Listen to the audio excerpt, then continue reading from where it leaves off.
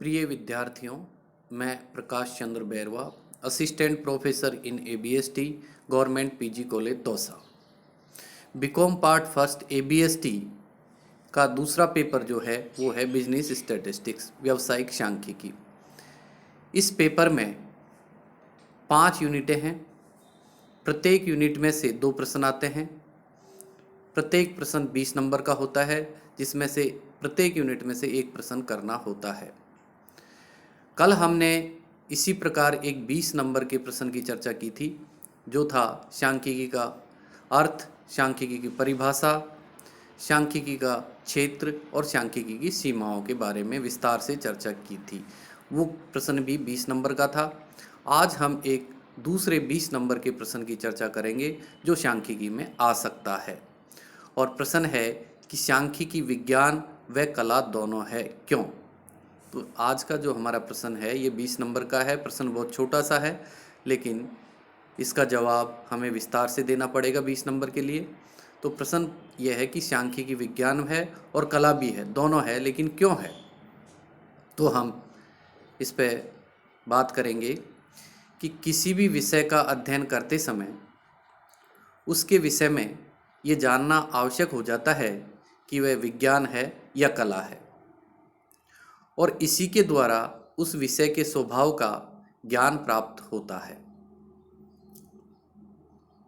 हरलोज और पर्सन, ये 2 विद्वान हैं सांख्यिकी के।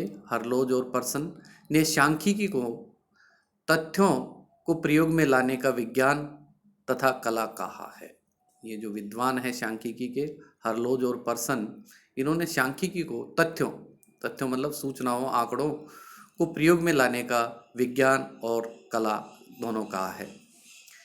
इसे समझने के लिए विज्ञान और कला का अर्थ समझना आवश्यक है। अब हमें इस चीज़ को कि सांख्यिकी विज्ञान भी है और कला भी है, दोनों है, और वो क्यों है, तो इसको समझने के लिए हमें विज्ञान को भी समझना पड़ेगा और हमें कला को भी समझना पड़ेगा। तो पहले हम चर्चा करेंगे विज्ञान की। विज्ञान की जब हम बात करते हैं तो विज्ञान ज्ञान की वह शाखा है जिसमें कुछ खास लक्षण होते हैं, और वो लक्षण निम्नलिखित होते हैं, जिनमें पहला लक्षण है कि विज्ञान ज्ञान का क्रमबद्ध अध्ययन होता है, जिसकी रीतियां और नियम परस्पर संबंधित होते हैं। तो विज्ञान होने के लिए ये आवश्यक है, क्योंकि विज्ञान जो है वो एक ज्ञान का क्रमबद्ध अध्ययन होता है, जिसकी कुछ रीतियां होती हैं, कुछ नियम होते हैं, और जो एक दूसरे से परस्पर संबंधित होते हैं। तो ये पहली विशेषता होती है विज्ञान की।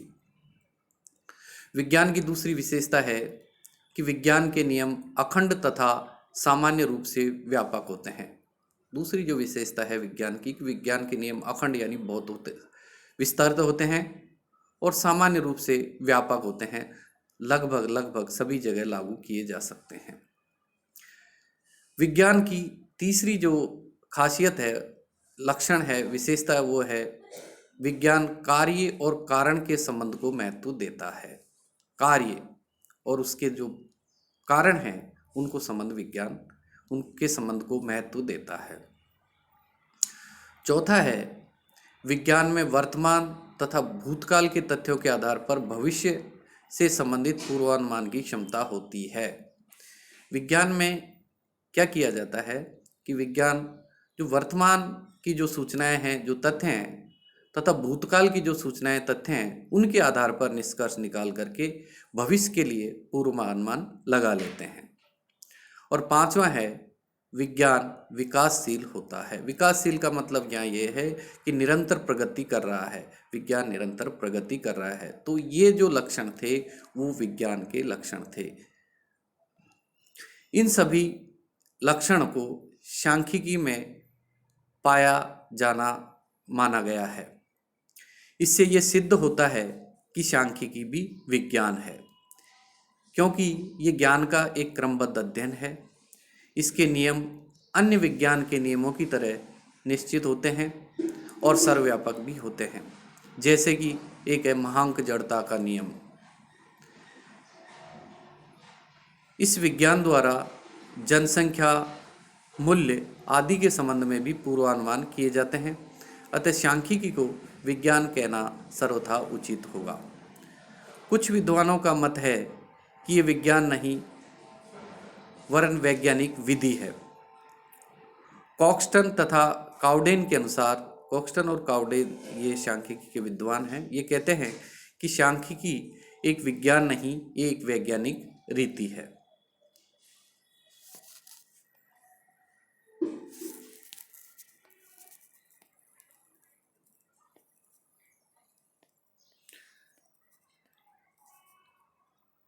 सांख्यिकी भौतिकी, रसायन शास्त्र, अर्थशास्त्र की तरह का विज्ञान तो नहीं है।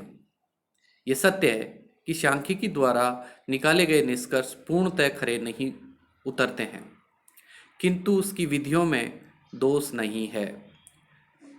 निष्कर्षों के बिल्कुल ठीक न होने का कारण अध्ययन सामग्री की जटिलता है, विधियों की कमियां नहीं है। वालिस ने इस संबंध में ठीक ही कहा है कि सांख्यिकी स्वतंत्र व मूलभूत ज्ञान का समूह नहीं है, बल्कि वह ज्ञान प्राप्त करने की रीतियों का समूह है। वास्तव में सांख्यिकी विज्ञान साध्य नहीं है, बल्कि साधन मात्र है। तो ये हमने चर्चा की कि सांख्यिकी विज्ञान हो सकती है। हमने विज्ञान के लक्षण देखे और इस आधार पर हमने ये देखा कि सांख्यिकी एक प्रकार से विज्ञान भी है। अब हम बात करेंगे कला की। सांख्यिकी एक कला भी है। कला का अभिप्राय क्रिया से है, जबकि विज्ञान का अभिप्राय ज्ञान से है।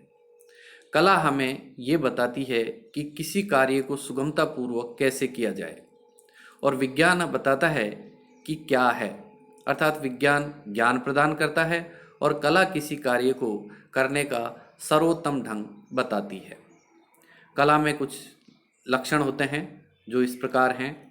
पहला है, कला उन क्रियाओं का समूह है जिनकी सहायता से हम निश्चित परिणाम पर पहुंचते हैं।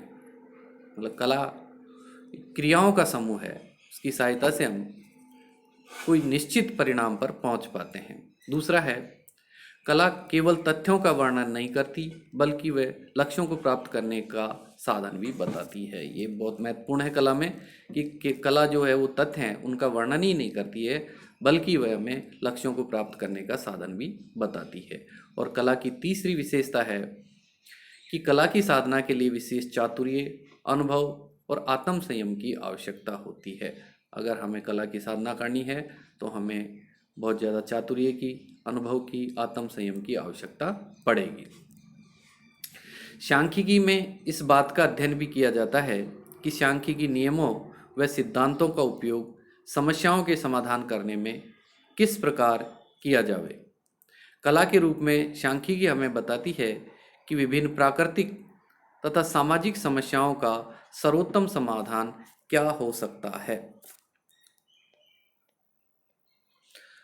उदाहरण के लिए यदि हम बात करें तो सांख्यिकी में हम केवल सूचकांकों के निर्माण का ही अध्ययन नहीं करते, बल्कि ये भी अध्ययन करते हैं कि तुलना के लिए उन्हें कैसे प्रयोग किया जाए। मतलब कहने का ये है कि हम सूचकांकों के कैसे सूचकांक बनाए जाते हैं, इसकी बात का ही अध्ययन नहीं करते, बल्कि इस बात का अध्ययन भी करते हैं कि उन्हें एक दूसरे से तुलना करने के लिए कैसे उपयोगी बनाया जाए। अतः हम ये कह सकते हैं कि सांख्यिकी विज्ञान और कला दोनों ही है। इस संबंध में टिपेट का ये कथन स्मरणीय है कि सांख्यिकी विज्ञान और कला दोनों है।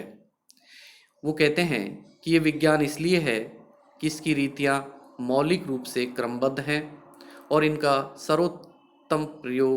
सर्वत्र प्रयोग किया जा सकता है। यानी इनके जो सांख्यिकी जो रीतियाँ हैं वो मौलिक है, यानी कहीं भी क्रमबद्ध है, मौलिक है, और इनका कहीं भी उपयोग किया जा सकता है, यानी सब जगह इसका उपयोग किया जा सकता है। और सांख्यिकी को कला इसलिए कि इसकी रीतियों का सफल प्रयोग पर्याप्त सीमा तक सांख्यिकी जो है उसकी योग्यता व विशेष अनुभव तथा उसके क्षेत्र यथा अर्थशास्त्र के ज्ञान पर निर्भर करता है। कला इसलिए कहा गया है कि जो सांख्यिक होता है, जो सांख्यिकी का कार्य देख रहा है, जो उस कार्य को कर रहा है, उसके सफल प्रयोग, उसकी योग्यता वह विशेष अनुभव और उसके क्षेत्र आदि पर निर्भर करता है। अब हम इसके निष्कर्ष की बात करें कि सांख्यिकी विज्ञान व कला दोनों है, क्यों है, तो निष्कर्ष के रूप में हम ये कह सकते हैं कि सांख्यिकी में विज्ञान व कला दोनों के गुण पाए जाते हैं, इसलिए सांख्यिकी को विज्ञान व कला दोनों ही कहा जाना उचित होगा।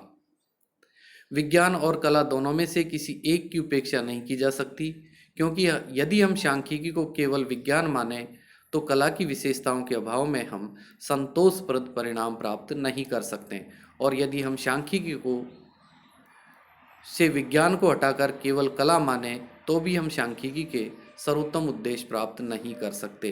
अतः ये स्पष्ट हो गया है कि सांख्यिकी में विज्ञान व कला दोनों के ही गुण विद्यमान है, इसलिए हम सांख्यिकी को विज्ञान और कला दोनों ही कह सकते हैं और कहा गया है।